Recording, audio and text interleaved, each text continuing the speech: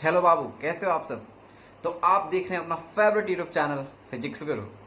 और आज हम लोग एक लेक्चर नंबर 2 कैपेसिटर का लाए हैं और इसमें एक इंपॉर्टेंट टॉपिक देख रहे हैं, क्या, capacitance of parallel plate capacitor. ठीक है, तो जैसे ही आप समझिएगा कि कैपेसिटेंस का मतलब कि समांतर पट्ट संधारित्र की धारिता, हिंदी क्या होगा, समांतर पट्ट संधारित्र, अच्छा समांतर प्लेट संधारित्र की धारिता। तो आज हम लोग समांतर पट्ट संधारित्र की धारिता देखने जा रहे हैं और इंपॉर्टेंट होगा क्योंकि लास्ट तक आप बने रहिएगा। एक आपको क्वेश्चन बनाकर भेजना है, आंसर भेजना है और हम एक क्वेश्चन आपको बनाकर बताएंगे, सॉल्व करके बताएंगे। तो देखते हैं हम लोग इसमें क्या होगा और कैसे होगा। समांतर प्लेट संधारित्र की धारिता, तो ध्यान रखिएगा एक बात का कि धारिता का मतलब क्या होता है, सामर्थ्य, क्षमता।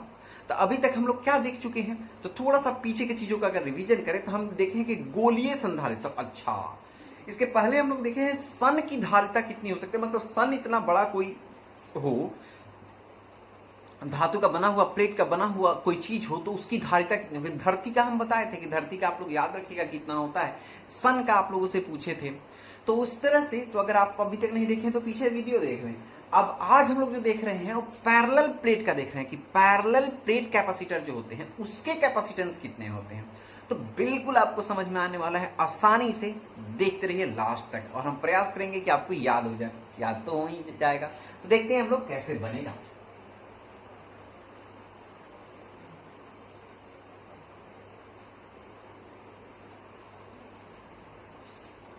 तो हम लोग दो पैरेलल प्लेट्स लेते हैं। अब एक पर क्या है,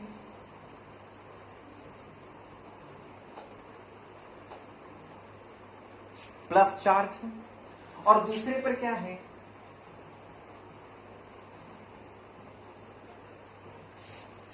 याद रखिएगा दो चीजें, जितना इस पर Q होगा, चार्ज होगा, उतना ही बस इस पर पॉजिटिव होगा और इधर निगेटिव होगा। एक और चीजें ध्यान रखिएगा, इस दोनों का एरिया भी सेम होगा, इसका भी एरिया और इसका भी एरिया, जो हम प्लेट ले रहे हैं दोनों का एरिया सेम होगा और दोनों के बीच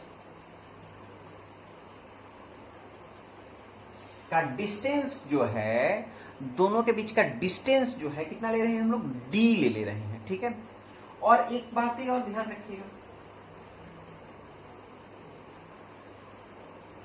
तो इस पर जब प्लस चार्ज है, इस पर जब माइनस चार्ज है तो घनत्व कुछ होगा ना, तो घनत्व को, तो प्लेट है तो सतह डिस्ट्रीब्यूशन ऑफ चार्ज याद है, हम लोग आयतनिक वितरण पढ़ते थे, क्षेत्रीय, तो आयतनिक वितरण, क्षेत्रीय वितरण और रैखिक वितरण। तो यहाँ एक क्षेत्रीय वितरण है, तो क्षेत्रीय वितरण को किससे हम लोग डिनोट करते थे, तो सिग्मा से।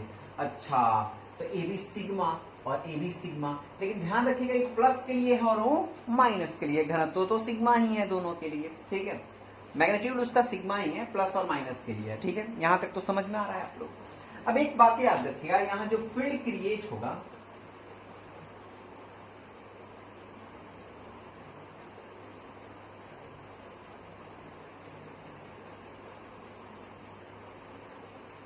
ऐसा फील्ड क्रिएट हो जाएगा तो प्लस की तरफ से निकलेगा और माइनस की तरफ जाएगा। तो एक और फॉर्मूला आप जानते हैं, जैसे ही आप इसका ई फील्ड जानने का प्रयास करिएगा तो फील्ड क्या होता है, तो फील्ड का फॉर्मूला ध्यान से रखिएगा, फील्ड का फॉर्मूला क्या होता है, ई इक्वल टू होता है सिग्मा बाई 2 एप्सिलॉन। अच्छा, तो इसके बीच में देखना है हम लोगों को, ई किसके बीच में देखना है, तो क्यों इसके बीच में देखना, अरे तो क्षेत्र देखेंगे तब तो निकलेगा। पहले देखते हैं कि बीच में क्षेत्र बन कितना रहा है। तब बीच में जो क्षेत्र बन रहा है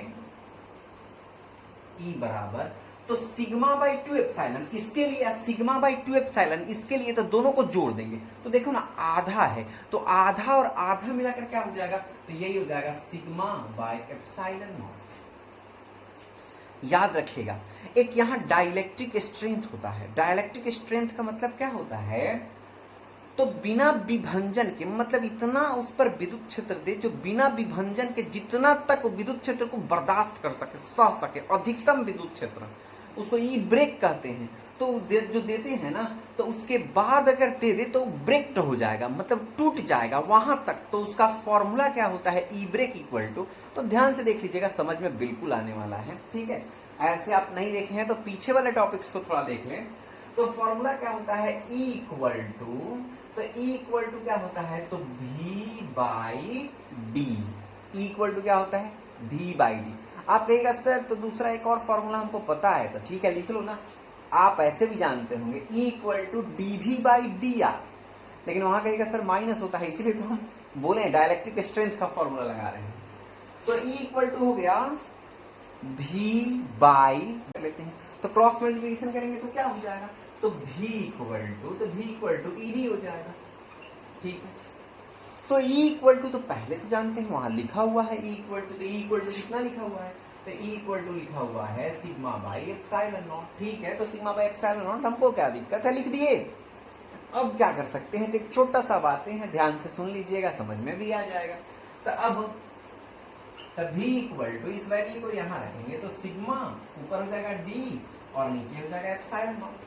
एक और बात, एक और पॉइंट आप जानते हैं, तो क्या जानते हैं सर, इतना कुछ जानते नहीं है आप, तो सिर्फ क्या देते हैं जानते हैं, अरे जानते हो आप, बस थोड़ा सा प्रेशर दो उस पर। डिस्ट्रीब्यूशन अगर आप नहीं पढ़े हो, डायरेक्ट इसी टॉपिक को देख रहे हैं, तो थोड़ा पीछे देख लो ना, समझ में बिल्कुल आएगा। क्यों, क्योंकि जैसे ही आप फील्ड नहीं देखे होंगे तो यहाँ फील्ड भी है, डिस्ट्रीब्यूशन नहीं देखे होंगे तो डिस्ट्रीब्यूशन नहीं देखे होंगे तो बनेगा ही नहीं। तो डिस्ट्रीब्यूशन ऑफ चार्ज, इलेक्ट्रोस्टैटिक्स का लेक्चर नंबर आप पहले का ही दिखेगा, चैप्टर नंबर 1 में ही है ये सब चीजें, तो आपको जानना है, देखना है उसको, आप खुद जाकर देख लेना। तो यहाँ पर क्या हो जाएगा एक चीजें, तो सिग्मा इक्वल टू, तो सिग्मा इक्वल टू क्या होता है, Q बाई ए।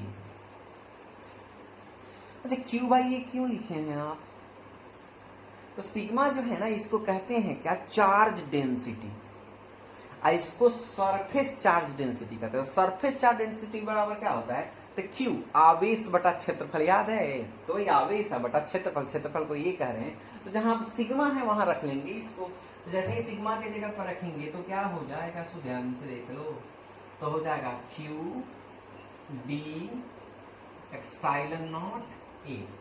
अब इसको ले लेते हैं इक्वेशन 1, तब इसको इक्वेशन 1 ले लेते हैं, यहां तक तो कोई डाउट होगा नहीं है। अब ध्यान से देख लो, थोड़ा और आगे बढ़ लेते हैं हम लोग इसको, तब तक लाइट थोड़ा ठीक है। तो यहां तक अब ठीक दिख रहा है, तो इसका मतलब कि V equal to Q D epsilon not A हो चुका है। तो अब हमको एक लाइन और इंप्लीमेंट करना है, ध्यान से देखना। तो एक लाइन और हम जानते हैं फॉर्मूला, C बराबर क्या होता है, तो C बराबर होता है Q बाई V। ए तो जानते होंगे, ए नहीं जानते होंगे तो फर्स्ट लेक्चर देख लो, कैपेसिटर का फर्स्ट लेक्चर में फॉर्मूला था। और इसको ले लेते हैं इक्वेशन नंबर हम लोग 2।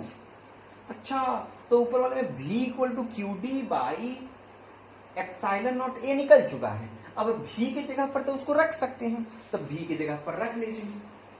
तो जैसे ही रखेंगे तो C इक्वल टू क्या आ जाएगा, तो C इक्वल टू, तो ध्यान दो Q के जगह पर तो Q है।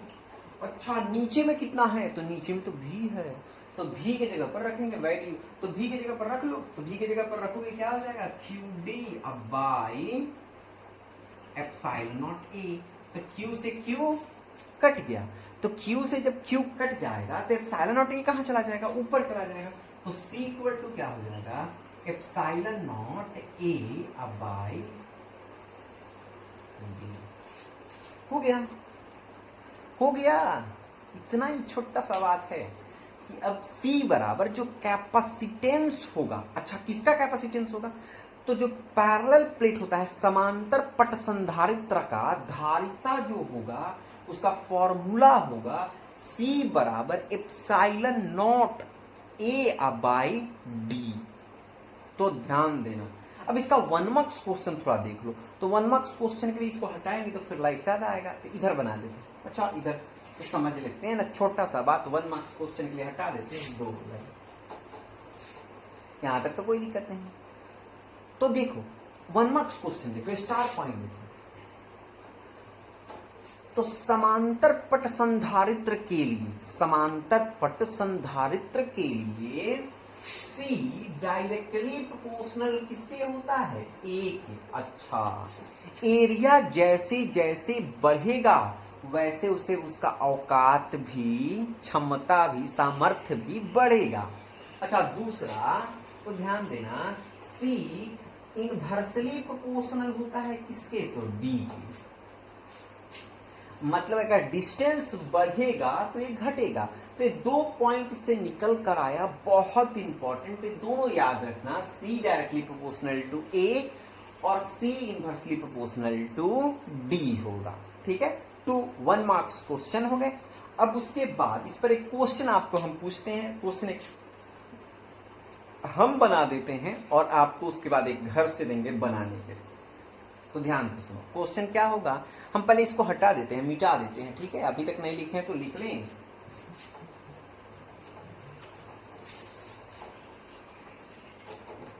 अब क्वेश्चन पर ध्यान दीजिएगा। तो क्वेश्चन क्या कहता है इसमें, तो क्वेश्चन कह रहा है कि एक समांतर प्लेट संधारित्र की धारिता ज्ञात करें। एक समांतर प्लेट संधारित्र की धारिता ज्ञात करें जहां, ठीक है, जहां गिवन है। अब तो गिवन में क्या है, तो गिवन में है कि एरिया इक्वल टू 2 सेंटीमीटर है और डिस्टेंस इक्वल टू कितना है, तो 0.2 सेंटीमीटर। ध्यान से सुनिएगा। तो दो चीजें दिया हुआ है, एरिया दिया हुआ है 2 सेंटीमीटर स्क्वायर और डिस्टेंस दोनों के बीच में दिया हुआ है 0.2 सेंटीमीटर। तो अब हमको क्या करना पड़ेगा, दोनों को चेंज करना पड़ेगा। मीटर में चेंज कर लेंगे ना, ऐसा यूनिट में चेंज करेंगे। तो 2 का 2 हो जाएगा और सेंटी का हो जाएगा 10⁻⁴, आई हो जाएगा मीटर स्क्वायर। ठीक है, यहां तक तो क्लियर है। अब इसको चेंज करेंगे हम लोग, तो इसको चेंज करेंगे तो 0.2 हो जाएगा और 10⁻⁻² हो जाएगा और ये कितना हो जाएगा, तो मीटर। यहां तक तो कॉमन सा चीजें हैं।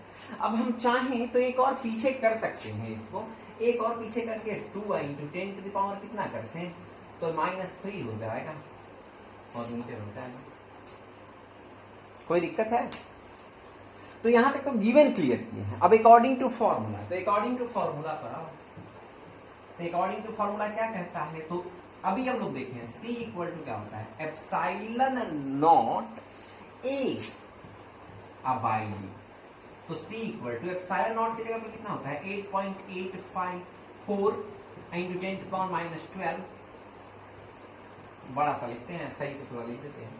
और A की जगह पर कितना आ गया है, 2 इंटू 10⁻⁻4 और नीचे में कितना है, 2 इंटू 10⁻⁻3। 2 से 2 कैंसिल हो गया, तो 2 से 2 कैंसिल हो गया, तो C इक्वल टू कितना आ जाएगा, तो ध्यान से देख लो। तो 12 4 16 हो जाएगा, 16 हो जाएगा, 3 घट जाएगा तो 13 हो जाएगा। तो ये हो जाएगा 8.85 इंटू 10⁻, ऊपर में हो गया 16 और नीचे में हो गया 10⁻⁻3। तो C इक्वल टू 8.85 इंटू 10⁻। तो जो यहां है ना, इसको ऊपर करेंगे, तो इसको ऊपर कर देंगे ना बाबू, तो ध्यान से देखना, ये 13 हो जाएगा। कितना हो जाएगा, 13 हो जाएगा। तो 13 हो जाएगा, तो वो भी माइनस में हो जाएगा क्योंकि वो तो प्लस होगा ना। अब क्या है, तो फराड हो गया। एक तरीका है, ऐसा आंसर नहीं होगा, ध्यान रखिएगा। ये आंसर में नहीं होगा, हम तो निकाल दिए कि हाँ ये आंसर हो गया, लेकिन ये आंसर में नहीं होगा। आंसर में क्या लिखता है, सुनिएगा। आंसर में लिखता है pico farad, nano farad, micro farad, ऐसे कुछ लिखेगा। ठीक है, तो deci centi, milli, micro, nano, pico, femto, atto, तो ये सब चीजें समझते हैं आप लोग। तो अगर आप पीको समझते हैं तो डेसी, सेंटी, मिली, माइक्रो, नैनो, पीको, पीको का मतलब 12 होता है माइनस में, लेकिन हम यहाँ देख रहे हैं 13 है। तो अगर एक मैनेज हो जाए, अच्छा, तो इसको ऐसे भी तो लिख सकते हैं, C 8.85 इंटू 10⁻⁻1 और 10⁻⁻12 फराड। तो इसका मतलब हो जाएगा C equal to 8.85 into 10⁻⁻1 pico farad. तो पीको फराड लिख सकते हैं, बहुत सारे चीजें हो सकते हैं। एक बात है और याद रखिए, इसको इधर कर लें तो भी हो सकता है, तो बहुत सारे कंडीशंस हो सकते हैं। यही आंसर हुआ आपका। ठीक है, तो आप ऐसे लिख सकते हो। अब आपसे एक और चीजें करते हैं, इसको एक डेसिमल में भी कर लेते हैं। डेसिमल में भी करेंगे तो कोई दिक्कत नहीं होगा। इतना कंफ्यूजन खुद बना लेना, जैसा आप आंसर पूछ रहा हो वैसा बनाना। ठीक है, अब क्या है, तो आप लोगों के लिए क्या हम दे रहे हैं, आप लोगों को एक होमवर्क में बनाना है। आप लोग को होमवर्क में क्या बनाना है,